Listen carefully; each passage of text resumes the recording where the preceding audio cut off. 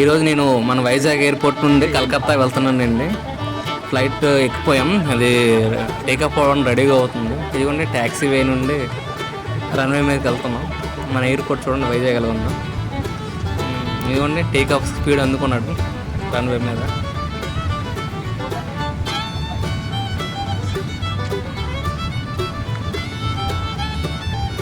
అది ఏటీసీ.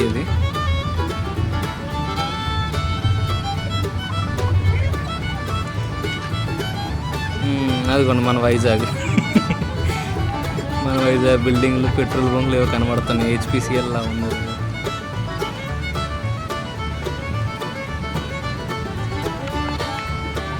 అలా చూడండి మన బంగాళాఖాతం కనబడుతుంది.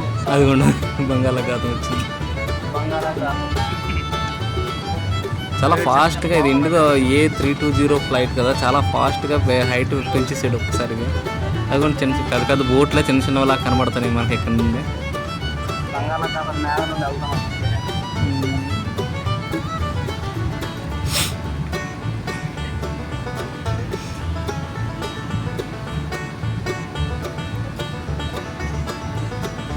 మేఘాలు దాటి మేఘకి వెళ్ళిపోయింది అప్పుడే.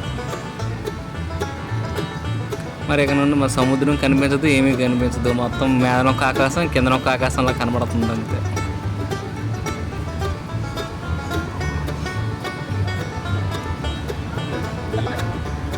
ఈ ఫ్లైట్ మిర్రర్ బాగాలేదు, మొత్తం స్క్రాచెస్ అయిపోవడం వల్ల క్లారిటీగా రావట్లేదు వీడియో.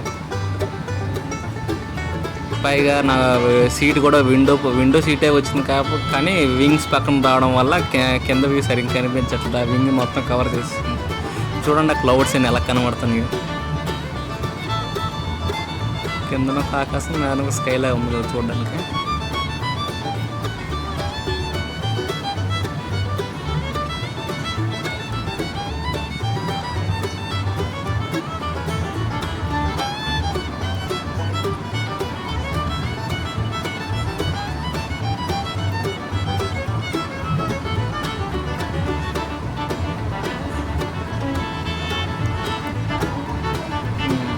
మన కలకత్తా దగ్గరికి వచ్చేసామండి. అది హైట్ డిక్రీజ్ చేయడానికి అలా వింగ్స్ రెక్కల మీదకి ఎత్తే కొంచెం ఫ్లైట్ కిందకు వస్తుంటుంది.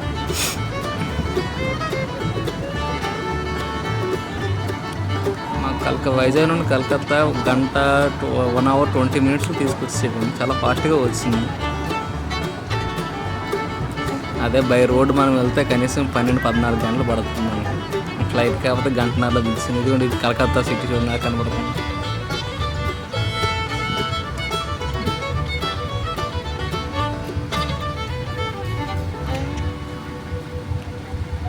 కలకత్తా సిటీ కూడా చాలా పెద్దదేనండి.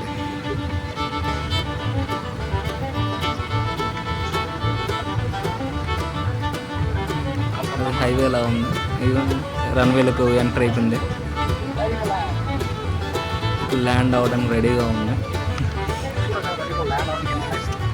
మన వైజాగ్ కన్నా మన కలకత్తా ఎయిర్పోర్ట్ చాలా బిజీ రష్ అండి. అలా ఫ్లైట్లు దిగుతూ ఉంటాయి, వెళ్తూనే ఉంటాయి. మొత్తం 110 టెర్మినల్స్ ఉన్నాయి కలకత్తాలో. అయితే వైజాగ్లో జస్ట్ 3 కానీ. చూడండి అక్కడ ట్యాక్సీలు ఎన్ని ఉన్నాయి చూసారా రైట్ సైడ్. దిగడానికి ముందు అలా వింగ్స్ అలా మీదకి ఎత్తాల్సింది. ఎగరడానికి కిందకి, దిగడానికి మీదకి అలా ఎత్తాలి. చూడండి ఎన్ని ఫ్లైట్స్ ఉన్నాయి కలకత్తాలో.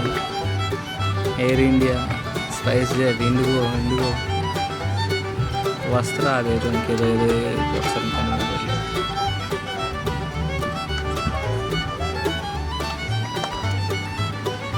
అయిపోయింది మా జర్నీ. కలకత్తా రీచ్ అయిపోయాం.